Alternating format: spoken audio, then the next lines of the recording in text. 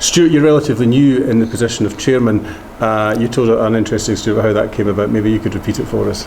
Yeah, absolutely. I mean, I guess I'd been involved quite early on with the foundation, so given the guys there some advice around structuring the foundation up front, so making sure we built it in a way that I said stood the test of time, that it was robust and it spoke to everything about the brand. I then got involved with the football club when the football club was doing the Save the Children partnership, because I thought that was an incredibly interesting piece to get involved with as well. Said the right thing about our brand and our role in the community.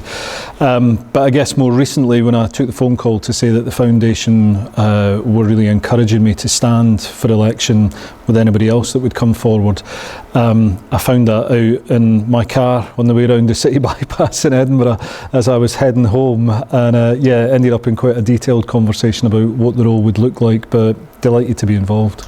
You mentioned something else that resonated with me, and I had a smile when you said that you met one of your footballing heroes here today. Could you tell us that story? I did. I was just about to tweet it actually, saying that I was saying I met Jamie Walker the other day to get a picture taken. My 8-year-old son's idol. All I hear is Jamie Walker just now. My idol back in the day was John Robertson, but I said today I met one of my ultimate football heroes, and that Brian Jackson's here today. Brian's former, I think he's retired now, but administrator with BDO, who acted when Hearts were in administration in Lithuania. So I made a point of going over to Brian, shaking his hand, looking in his eye, and saying on behalf of every member we've got in the foundation, and on behalf of every Hearts supporter from all the different Hearts supporting communities, thank you to him for what he did. It's thanks to him we've all got something to do on a Saturday afternoon.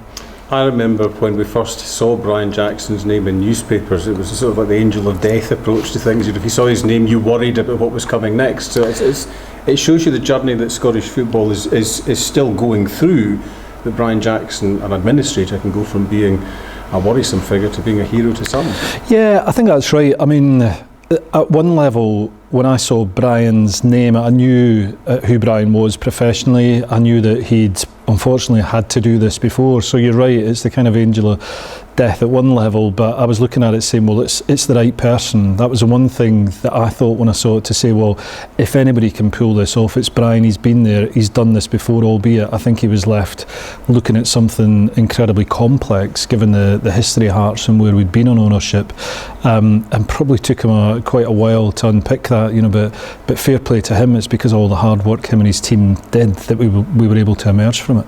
David Conn in his presentation said that in the early 90s, people who understood money were the ones who were able to I suppose, put football into a terrible place. It's those who understand money who've pulled out at the other end.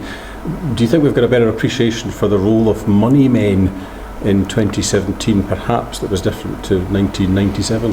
Yeah, I think perhaps we have. I mean, I spoke about the balance, and that I think it's important that the board at our foundation has the right mix of skills. So you've got myself coming from one of the big accountancy firms. We've got Donald, who is a lawyer by background. We've got somebody who's from marketing.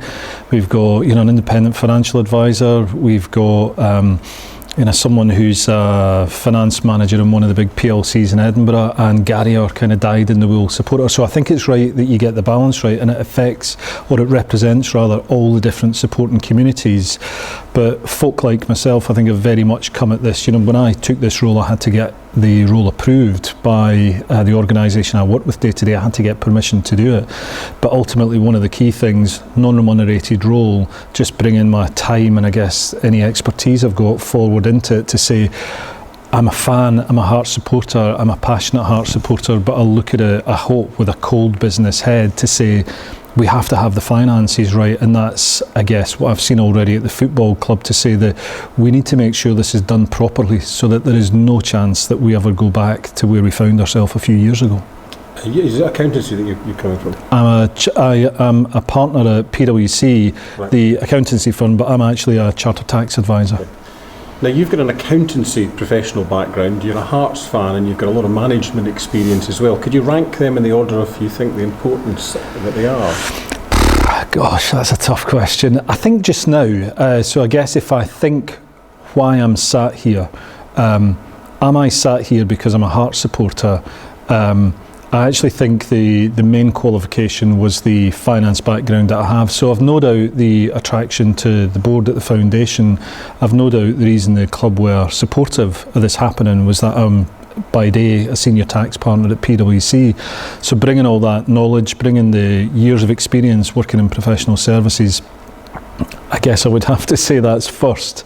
I'd like to think being a Hearts fan is right behind it, but I think at one level, it's the great thing about the foundation. You can be really true to the fact that you're a supporter, you're passionate about it, you want to put your time in and make it happen, but the business head has to kick in to say you won't get overtaken by that emotion, and you'll always look back to the numbers to say, are the numbers stacking up for us?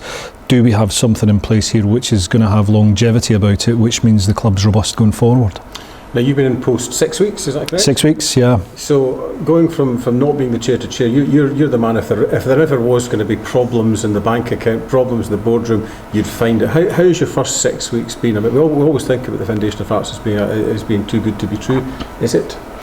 I don't think it's too good to be true. I mean, I think so the first 6 weeks has been great. I mean, it's been really busy. The amount going on, the ideas that are still coming up in foundation board meetings. You know, we have, at the moment, we're having weekly markets meetings around some of the ideas that are there. It has been great fun. I think, you know, walking into the board meeting at Tynecastle, the main club board meeting on Friday was, you know, quite an experience sitting there thinking, you know, how did this happen? How did this happen so quickly? So for a guy who loves football, you know, I would have loved to have pulled on the number 10 shirt at Tynecastle. Frankly, I was quite rubbish at football, so that was never going to happen, but that was my football jersey moment to do that. But I think it has been, the first 6 weeks has really opened my eyes to the fact that it's complicated. You need to get it right. You need to walk hand in hand with the football club and listen to them, because they've got enormous experience about what Scottish football is all about, and they've been really gracious with their time in helping me come up to speed on that, because I come from a background in finance and tax. I don't understand the intricacies of the working of a football club in Scotland, but learning really quickly.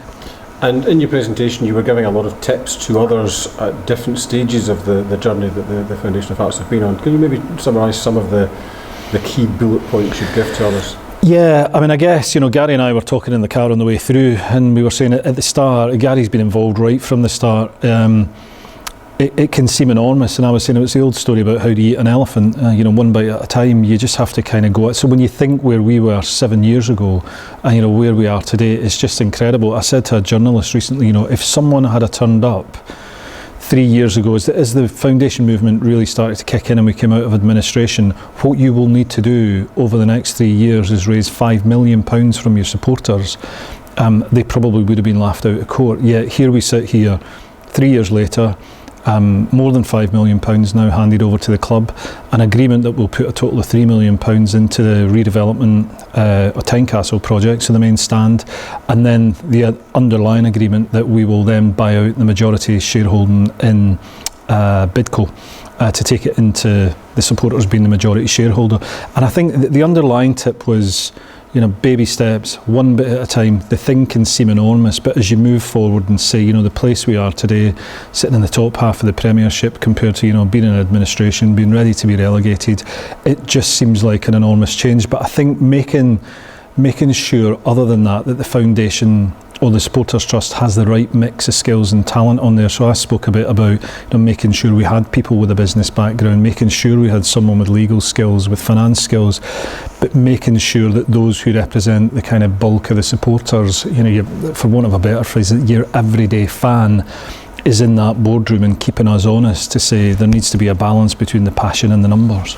And what do you think of Supporters Direct Scotland and their role in all of this? I think well, number one, I was amazed. This is my first event today. So, you know, I've been chatting to some of the guys from Kilmarnock, been chatting to some of the guys from St Mirren. Just that ability of Supporters Direct to bring everybody together under that one common umbrella, to be very open and honest about, you know, what's all the great stuff that can go on through fan ownership or community ownership, and where are some of the challenges. I think to get everybody together like this, to allow us just to sit there and share some of the issues we've got, share some of the ideas we've got. I've already got, you know, 2 groups that we've agreed to get together outside of this event today that Supporters Direct have put together to bring us here, and having those conversations away from this will be invaluable as well. So learning as much as listening, I guess.